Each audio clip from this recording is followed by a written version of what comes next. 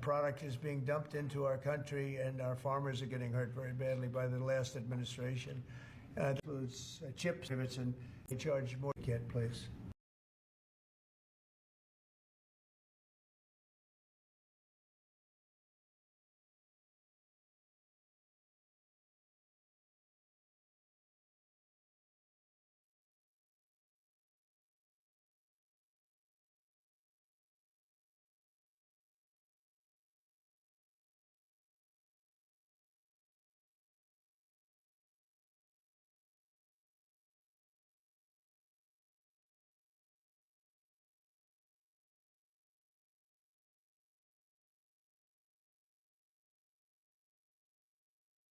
Prices go up. Excuse me, we haven't asked you to speak yet, please. Right? Okay. Go ahead, please. Go ahead. Go ahead, please. Mr. President, you are meeting Prime Minister Modi of India this afternoon. What kind of trade and tariff relations would you like to have with India, and what's the vision for India? Yeah, India traditionally is the highest, just about the highest tariffed country. They charge more tariffs than any other country. And, I mean, we'll be talking about that. But, again, whatever they charge us, we're charging them. So it works out very well. It's a beautiful, simple system. And we don't have to worry about, gee, we're charging too much or too little. But traditionally, India is right at the top of the pack, pretty much. There are a couple of smaller countries that are actually more. But India is a they charge tremendous tariffs. I remember when Harley-Davidson couldn't sell their motorbikes into India because of the fact that India, the tax was so high, the tariff was so high. And Harley was forced to build, I guess they built, I don't know, that was a while ago, but I think they built a factory in India in order to avoid paying the tariffs. And that's what people can do with us. They can build a factory here, a plant or whatever it may be here, and that includes the medical, that includes cars, that includes chips and semiconductors. That includes everything. If you build here, you have no tariffs whatsoever. And I think that's what's going to happen. I think our country is going to be flooded with jobs. What should consumers expect? Are prices going to go up short-term, well, long-term? Not necessarily. I mean, not necessarily. But I'll tell you what will go up is jobs. The jobs will go up tremendously. We're going to have great jobs for everybody. This is something that should have been done many years ago. China did it. I mean, China did it at a level that probably nobody's ever seen before. If you manufactured a car, you couldn't send it into China. The tariff was so high. So everybody went and they built in China. It was no big secret. So we're going to see, but it's going to mean tremendous amounts of jobs. And ultimately, prices will stay the same, go down. But we're going to have a very dynamic country. But if prices go up, Mr. President, because of these tariffs, who do you think voters should hold responsible? Oh, I think what's going to go up is jobs are going to go up, and prices could go up somewhat short term, but prices will also go down. And I think the farmers are going to be helped by this very much because product is being dumped into our country, and our farmers are getting hurt very badly by the last administration. The last administration hated our farmers, like at a level that I've never seen before. I think our farmers are going to be helped. Jobs are going to be helped, but our farmers are going to be helped. Our manufacturers are going to be helped. And again, if somebody wants to come in, including the car companies, if they want to come in and build car plants, they'll do it without tariffs, and therefore prices won't go up. There could be some short-term disturbance, but long-term, it's gonna make our country a fortune. So Americans should prepare for some short-term pain. No, you said that. I didn't say that. What if the prices go up? Well, let's see what happens. Nobody really knows what is going to happen, other than we know that jobs are going to be produced at levels that we haven't seen before. We know that we think interest rates are going to ultimately be coming down because of things that happen, and they go hand in hand with the tariffs. But we think that the prices for some things, many things, it could be all things, will go down. Ultimately, will go down. Mr. President, you explain the timeline here, sir. There's a period of time for a review, a report, 180 days. Sure. What's the earliest date that you think tariffs will actually be implemented in next? Well, I would say maybe I'll ask Howard to answer that because he's going to be the one that's implementing. What do you think? Our studies should be all complete by April 1st. So we'll hand the president the opportunity to start on April 2nd if he wants. So I think we'll be ready to go Pretty on close. April 1st, and we'll hand it to the president, and he'll make his decisions. But remember, if they drop their tariffs, prices for Americans are coming down. Our production's going up, and our costs are going down. Remember, it's a two-way street. That's why it's called reciprocal. And have you spoken to any American CEOs directly about this? Are they calling you and asking I've for spoken to exemptions, many, for and example? many love it. And they say this is going to be the thing that makes our country really prosperous again. And this is going to be what pays down to $36 trillion in debt and all the other things. And this is going to be, this is an amazing day. I think this is going to be a very big day and in a very positive way for our country. Yes, please. Mr. President, you've talked about the VAT and the EU before and your concerns with how the EU treats you. Do you have a number in mind on the European Union? Do you have an idea of where that number is going to land? Well, what they are now is they have a 20% VAT tax, which we're considering to be similar or the same as the tariff. Plus, they charge lots of fees. And, you know, they're doing something else. European Union's been very tough on our companies. They sued Apple. They sued Google. They sued Facebook. They sued many other companies, and they're American companies. And the kind of numbers are staggering. And the court system over there is not very good to our companies. If you know that Apple had to pay, I think, $16 billion in a penalty, a court case that was really shocking because most people thought they would have won that court case, people that watched it. So they've been very tough. Airlines have called me up and they said, could you help us with Europe because they're charging us so many different fees. I got a call from the head of American, United, and other airlines saying, every time we land a plane, we get just absolutely killed by the European Union. And so they haven't been treated as good. You know, we think the European Union is wonderful. We all love Europe, love the countries in Europe. But European Union has been absolutely brutal on trade. Canada's been very bad to us on trade, but now Canada's going to have to start paying up. And Canada's been tough on the military because they have a very low military cost. They think we're going to, you know, protect them with our military, which is unfair. So Canada's going to be a very interesting situation because, you know, we just don't need their product. And yet they survive off the fact that we do 95% of what they do. And Canada is just absolutely, I say it, and sometimes people smile and sometimes they say, great idea, but Canada, their taxes would come down greatly.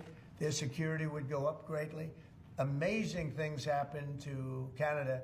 And really Canada in this particular, why would we pay $200 billion a year in subsidies to Canada when they're not a state? You do that for a state, but you don't do that for somebody else's country.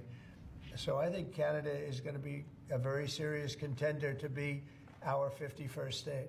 Mr. President, how long is the negotiation going with Canada? There was obviously a delay in implementing those tariffs. I spoke to Governor Trudeau on numerous occasions, and we'll see what happens. But it just sets up so good for them. Look, the people would pay much less tax than they're paying right now. They'd have perfect military protection. They don't have any military protection because and you take a look at what's going on out there. You have Russian ships, you have China ships, you have Chinese ships, you have a lot of ships out there. And, you know, people are in danger. This is a different world today. It's a different world. They need our protection, yes. You mentioned Elon Musk and the efforts that he's undertaking with your authority. You granted him new authority this week. Will he secure any new government contracts while he is working on DOGE? No, not if there's a conflict. If there's no conflict, I guess what difference does it make? But we won't let him do anything having to do with the conflict. Are you personally checking to make sure there's no conflicts of interest? Yeah, I am. He answers to you. Sure, he does. First of all, he wouldn't do it. And second of all, we're not going to let him do anything where there's a conflict of interest. Mr. President, your negotiations with the EU are there's discussions ongoing already. How quickly do you expect that you'll hear back from them about any of these other measures? I can't tell you, yeah. The EU's been very nasty. It's just been, they haven't treated us properly. Look, we were great to them on NATO. Essentially, it's a similar group of countries. When I came in, my first term, I raised their fees. I mean, they were not paying. We were paying for, in my opinion, almost all of NATO. And now You know, I had the bad moment with the press where the press said, well, does this mean you won't protect them? And I said, I won't protect them if they're not paying. But because I said that, the Secretary General, as you know, said it was the greatest thing he's ever seen because the money came pouring in. But they don't treat us right on trade. They don't treat us right on the military either. I mean, if you look at Ukraine, we're in for probably $200 billion more than Europe. Why are we in for more than Europe? We're in for more than Europe. I mean, think of it, or NATO. I mean, let's call it NATO because Canada's in. By the way, Canada is just about the lowest payer. Also, they shouldn't be. They are just about the lowest payer in NATO, in addition to everything else. So Canada's really been taken advantage of. And if they had to pay just something modestly fair, they wouldn't be able to succeed as a country.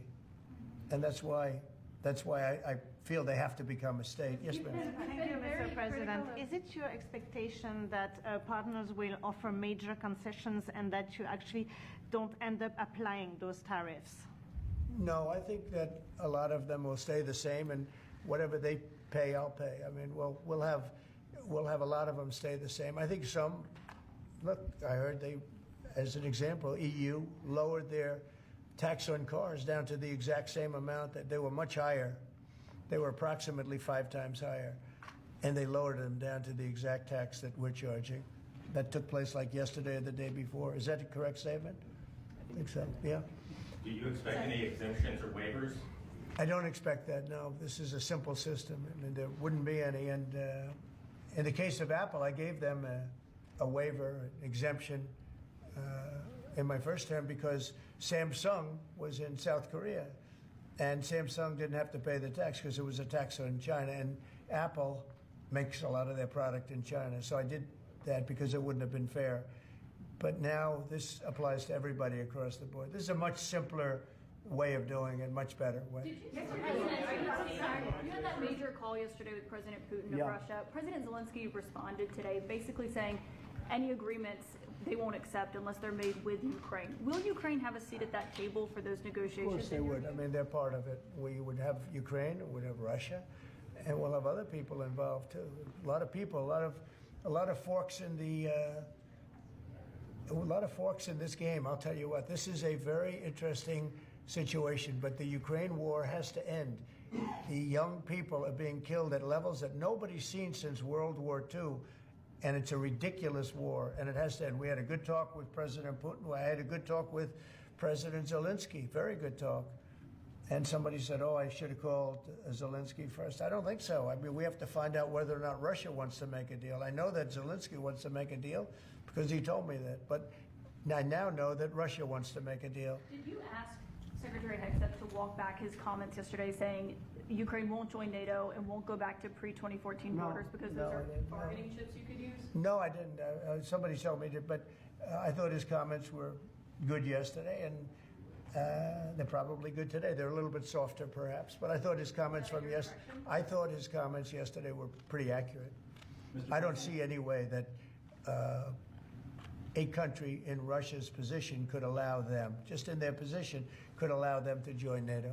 I don't see that happening. And long before President Putin, Russia was very strong on the fact that I believe that's the reason the war started. Because Biden went out and said that they could join NATO, and he shouldn't have said that. As soon as he said that, I said, you know what? You're going to have a war now, and I was right about that. This is a war that would have never happened if I were president. But you don't think it's President Biden's fault, not President Putin? I mean, he's the one. I think Biden is incompetent, and I think when he said that they could join NATO, I thought that was a very stupid thing to say. I thought when he said, well, it depends if it's a minor incursion. In other words, it's okay if Russia does a minor incursion. I thought that was a very foolish thing to say.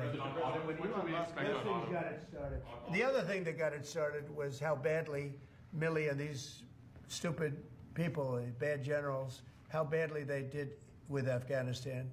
I was going to pull out, but we were pulling out with dignity and strength, and we were going to take our equipment with us and everything else. They are... I mean, what they're doing is, what they did with that, I think Putin looked at that mess and he said, wow, this is a great time, I'm going to go in. But what the Americans said, I'm not blaming Americans, but I will say what they said had a big influence on his deciding to go in. Yeah. When Elon Musk met with Prime Minister Modi earlier today, did he do so as an American CEO or did he do so as a representative of the U.S. government? Are you talking about me? No, Elon Musk. Oh, Elon, I don't know. They met, and I assume he wants to do business in India. But India is a very hard place to do business in because of the tariffs. They have the highest tariffs just about in the world, and it's a hard place to do business. No, I would imagine he met possibly because he's running a company. He's doing this as something that he's felt strongly about for a long time because he sees what's happening and he sees how the country is really being hurt badly by all of the fraud, waste, and abuse. Yeah. So how does Modi know whether he's meeting with the CEO or meeting with a representative of your government? Well, he's meeting with me in a little while, so I'm going to ask him that question. All right? I'll ask him that question. Yeah. On auto tariffs, what should we expect, sir? You mentioned obviously steel and aluminum and pharmaceuticals. What are you thinking about auto tariffs? We haven't talked about that much. I think autos are coming soon. I think they're all coming more or less at the same time. And it's not going to be a big shock to the system. But what it's going to do is it's going to bring pharmaceuticals back to our country. Much more important than the money. It's a lot of money, but it's going to bring pharmaceuticals back to our country. It's going to bring chips back to our country. It's going to bring automobile. We're going to do a lot more automobile manufacturing in our country. When I did this, when I announced this during the campaign, they were going to build the largest car plant in the world in Mexico. It was almost under construction. It was just starting. And when they heard me make that statement, and they thought I was going to win the election, actually, it was a few months before the election itself, China was building the car plant. It was going to be the largest in the world. They immediately stopped construction. You can see the foundations there. They immediately stopped. When they heard I was doing this, that would have destroyed Detroit. It would have destroyed Michigan. This plant would have taken up more than almost the whole state built. And it would have been very destructive. When they heard me speak, and they said, wow, if he gets in, we're gonna lose our shirt. So they stopped building. That's the impact that tariffs have. Again, I say it, and I say it loudly. It's the most beautiful word, but now I say religion, love, and a couple of other things are more beautiful because I got in a lot of problem with the fake news when they said, oh, other things are more important. God is more important, but these are the words. But I would say it's number 4 or 5. To me, it's the most beautiful. And I'll tell you what, I think really reciprocal tariffs, those 2 words, reciprocal makes tariffs really fair. There should be no exemptions, right? It would be all auto imports? Any exemptions now because you don't need to. With reciprocal, you don't need to. Mr. President, Gavin Clegg just arrived at the IRS. Fox Radio. Do you have an update on the TikTok negotiations? We have a lot of people. Timeline's running out, isn't it? Well, I have 90 days from about 2 weeks ago, right? And I'm sure it can be extended, but let's see. I don't think you'll need to. We have a lot of people interested in TikTok, and I hope to be able to make a deal. I think it would be good. People have learned it's very popular, and we'll have to probably get approval from China to do it. But we have a lot of people that are interested, and a lot of people, I think China will be interested because it's to their benefit too. So I look forward to that. But we have a lot of people that are interested in TikTok, quite a few. Mr. President, Doge workers arrived today, Gavin Clegg and others arrived today at the IRS. Do you expect to close the IRS, or what are you expecting? No, I don't expect it, but I think that the Internal Revenue Service will be looked at like everybody else. Just about everybody's going to be looked at. So it's they're doing a hell of a job. It's an amazing job they're doing. And that force is building. I call it the force of super geniuses, but it's building. And they go up and they talk to some of the people about certain deals, and the people get all tongue-tied. They can't talk because these people get it. They're very smart people. We need smart people. Yes, Brian. On tariffs, sir. Yeah, Brian. Yes, sir. Mr. President, I know that during the campaign, it was huge in Pennsylvania as far as bringing back manufacturing. Have you talked to any CEOs since the tariffs were announced on steel and aluminum? What's the feedback from those guys? They are in love with it. As you know, in Pennsylvania, U.S. Steel is through the roof. They're all through the roof. That's why I didn't want U.S. Steel to make a deal with Japan or anybody else. I think it's going to do great. But I think maybe more than anybody else, the steel companies and aluminum companies, they're in love with what's happened. And this will eventually be the car companies and chip companies. We have to have chips made in this country. Right now, everything's made in Taiwan practically, almost all of it, a little bit in South Korea. But everything, almost all of it is made in Taiwan. And we want it to be made. We want those companies to come to our country, in all due respect. You know, they took the business away. Taiwan took our chip business away. We had Intel, we had these great companies that did so well, and it was taken from us, and we want that business back. We want it back in the United States. And if they don't bring it back, we're not going to be very happy. And you Sir, on mentioned tariffs, pharmaceuticals as well in China. That's national security to bring that back. Yeah, China and other places. We want to get the pharmaceutical and drug business back into the United States, where it should be. Right? Sir, on tariffs, are you concerned that the countries that would be most affected, like India, would just shift their trading to China? No, I'm not concerned about anything, really. I mean, I'm just doing what's fair. This is a very fair thing. This should have been done a long time ago. I would have done it, but then COVID hit. I was getting ready to do this years ago, and first time we had the most successful economy in history, and then COVID hit, and this was going to be the thing that I was most waiting to do, but it was awfully hard to do this with Italy and France and Spain, and all those people were dying, and then we put tariffs on.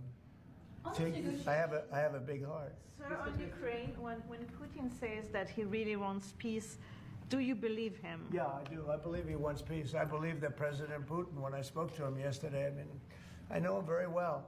Yeah, I think he wants peace. I think he would tell me if he didn't. I'd like to see peace. Do you trust President Putin? I believe that, I believe that he would like to see something happen. I trust him on this subject. I think he'd like to see something happen. I think it could have happened a long time ago. I think Biden, number one, it shouldn't have started, but it did. And now all those cities are knocked down, like demolition sites. All those beautiful golden towers are knocked down. There's nothing going to replace them. But much more importantly, you lost millions of people. A lot of soldiers, but you lost millions of people. When they knocked down those cities, and they're all laying down on the side, they're lying down just in ashes and all crumbled up concrete. They literally look like a world-class demolition site. And many of them, almost all of them, but many of them, and this should have been done by Biden years ago. This should have never been allowed to happen. I know he's a friend of yours. But couldn't Putin just withdraw his He's a friend of today? CNN. That's why nobody watches CNN anymore, because they have no credibility. Okay, who else? Yes, please. Sir, if you can find a buyer in the United States for TikTok, do you think Xi Jinping will authorize the sale of it, or will I'm going to make it worthwhile for China to do it. I think so. I mean, I got to know TikTok because during the election, I ended up with 36% higher than my opponent with youth. Okay, that never happened before. That's always been a Democrat thing, youth. It became a Trump thing. And I think TikTok, Joe Rogan was a part of it. Some of the great people that I did interviews with were a part of it. But I think that TikTok was I think it was a big part. Look, as you know, we were up by 36% with youth. The Republican was never up with youth. And I focused on TikTok, and I found it to be amazing, actually, and very fair. And I think the image of TikTok is different than it was before the election. I think people saw it, and they view it as a positive, not a negative. I think it'll be to China's advantage to have the deal be made, yeah. How much money do you think you'll raise from tariffs on an annual basis? That's the most interesting question. I think it'll be a staggering amount. It will be I call it the External Revenue Service. That was a name that was devised by a few of us, but I think it's going to be a staggering amount. We've heard the number $1 trillion floated in meetings with senators. Is that a number you've thought of? I don't know, but already the Senate's saying, well, wait a minute. They're looking at some of the numbers and they're saying, whoa, look, we want to, I say America first. I say make America great again. That's what we're doing. I think it's the most important thing I've signed. I've signed some very important things. Right to try was so important. I mean, a lot of important things. Space Force, the biggest tax cuts in history. This could be one of the most important things that we've ever signed. Do you expect the Russians and President Putin to attend the summit in Saudi Arabia? Eventually, yeah. Not quite yet. It's a little early. They're having a meeting in Munich tomorrow. Russia is going to be there with our people. Ukraine is also invited, by the way. Not sure exactly who's going to be there from any country, but high-level people from Russia, from Ukraine, and from the United States. Do you want to have Russia back to the G7, sir? I'd love to have them back. I think it was a mistake to throw them out. Look, it's not a question of liking Russia or not liking Russia. It was the G8, and you know, I said, what are you doing? You guys, all you talk about is Russia, and they should be sitting at the table. I think Putin would love to be back. Obama and a couple of other people made a mistake, and they got Russia out. It's very possible that if that was the G8, you wouldn't have had the problem with Ukraine. And if I was president, you definitely wouldn't have had the problem with Ukraine. Russia would have never attacked Ukraine. But you ask a very good question, the G8. It used to be the G8, and then these people threw them out. And I was arguing with Trudeau and with numerous of the people. Actually, Prime Minister Abe, a great man from Japan, agreed with me 100%, and some of the others did too. But I got there, it was the G7, as you know. They had already been terminated. I think it would have been very helpful, and it still would be helpful to have Russia be a part of that mix. And I think if they were, I don't think you would have had the problem that you have right now. Russia is part of the G20. They kicked them out, of course, because they illegally annexed Crimea. I mean, how would you have responded if Russia invaded or took over? They took Crimea during Obama. 2014. They took, well, now they're looking to take the whole thing. Then they took a big chunk of land and people, as you know, during Bush. And now they're trying to take the whole thing during Biden. You know, the only one that didn't give them anything is Trump. They never took anything with Trump, nothing, not 2 inches of property of land. But Crimea was Obama. And then Bush gave him a lot, you remember. And then, in fact, it's a sort of a standard little phrase, and Biden's giving him everything because this is a war that shouldn't have been had. And the only one that didn't give him anything is Trump. It's just the way it is. What's the message from Wall Street about these tariffs? So there's been some nervousness on Wall Street about the impact. I mean, there hasn't been very much, and I think it's going to make the United States stronger, and in many ways it could make other countries stronger too. You know, other countries want to have a strong United States. They want to have a strong America. And I think it's going to make us very, very strong, much stronger. And we have a lot of work we're doing on the military. Our military already, I've authorized some contracts to be built that are very substantial. We're building the greatest equipment in the world. We have the greatest military equipment in the world. We're building it. At some point, when things settle down, I'm going to meet with China. And I'm going to meet with Russia in particular, those two, and I'm going to say there's no reason for us to be spending almost $1 trillion on military. There's no reason for you to be spending $400 billion. China's going to be at $400 billion. We're at $1 trillion. We're going to be at close to $1 trillion.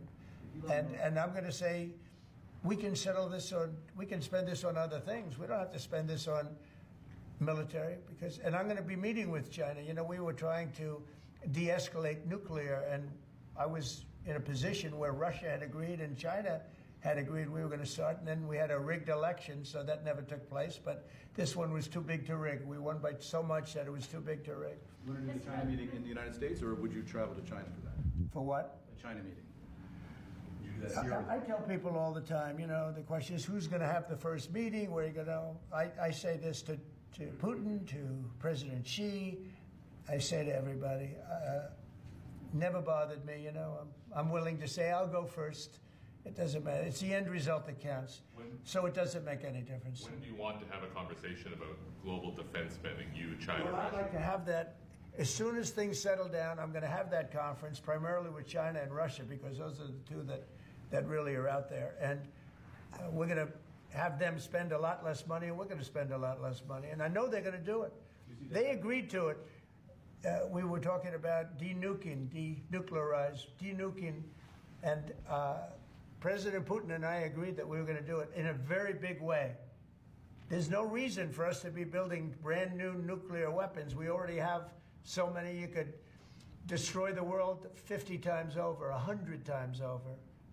And here we are building new nuclear weapons, and they're building nuclear weapons, and China's building new nuclear weapons, and China's trying to catch up because, you know, they're very substantially behind, but within 5 or 6 years, they'll be even. And we're all spending a lot of money that we could be spending on other things that are actually, hopefully, much more productive. Hopefully, there'll never be a time when we need those weapons. If there's ever a time when we need nuclear weapons, like the kind of weapons that we're building and that Russia has and that China has to a lesser extent but will have, that's going to be a very sad day. That's going to be probably oblivion. Do you see that as separate conversations, or do you see one giant summit with you, Xi Jinping, and Vladimir Putin? Yeah, I could see that. Let things calm down a little bit. You know, when I left, we had no Middle East problem.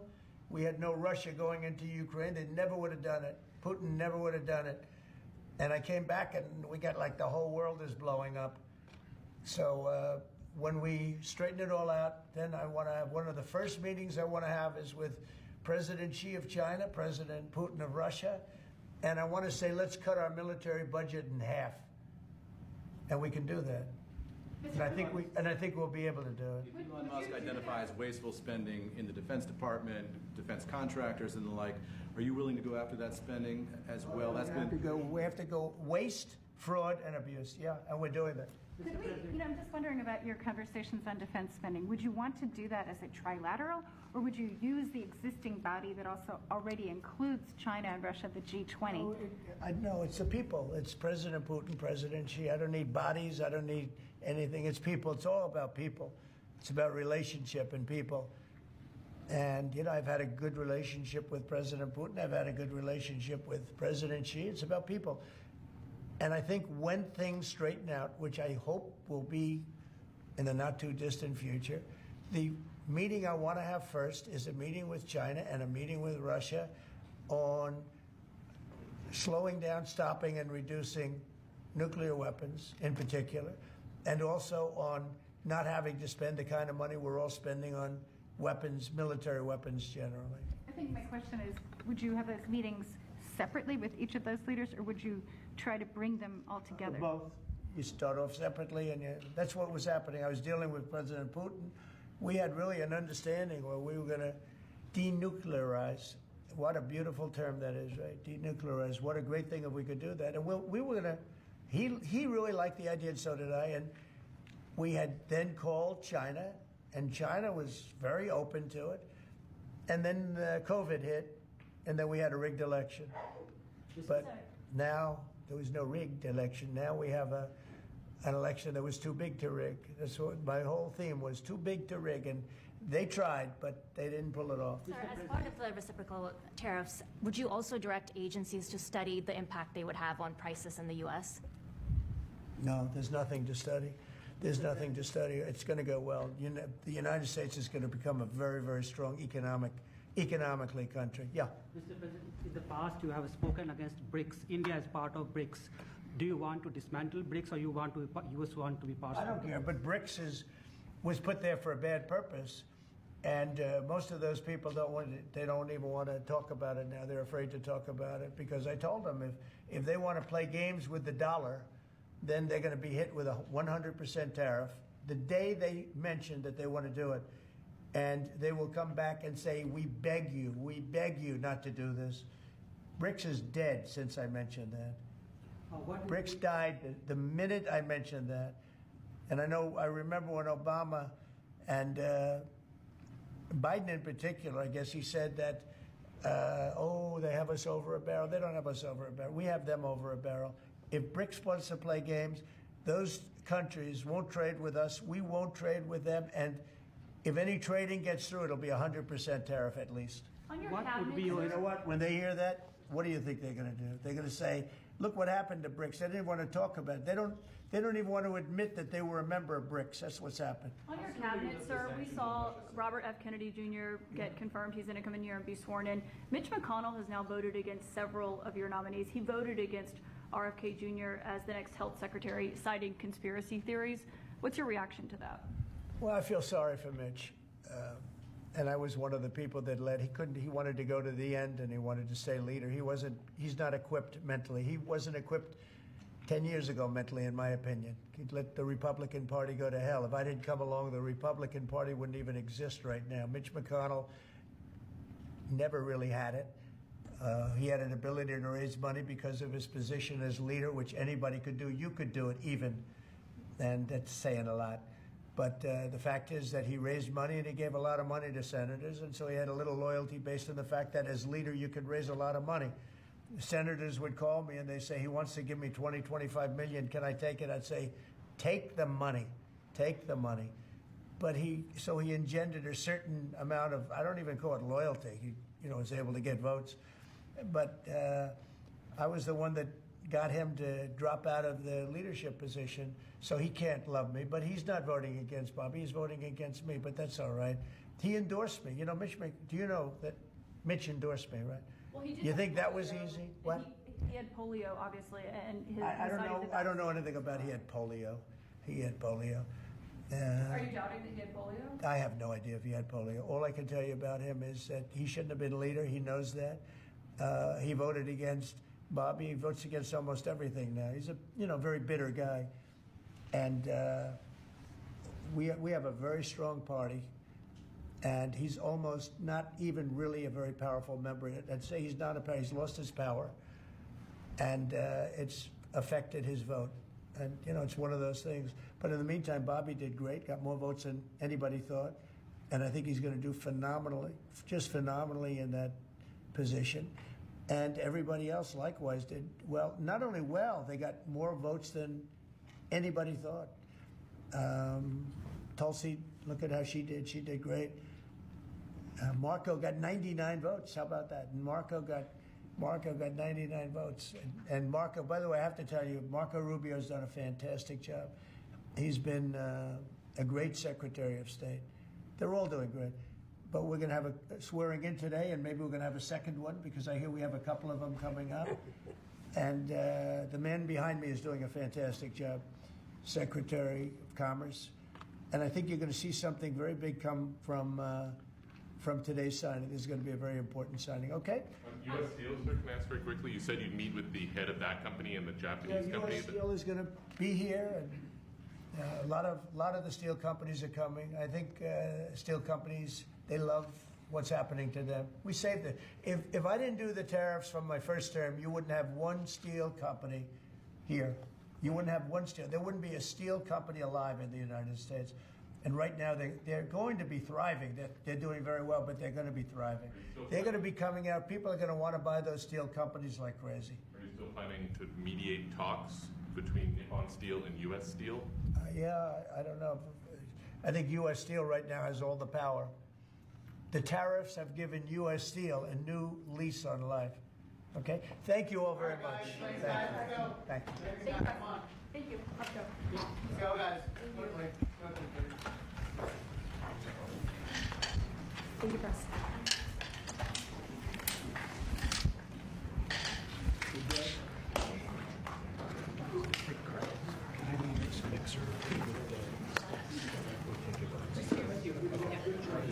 We leave the stage, right?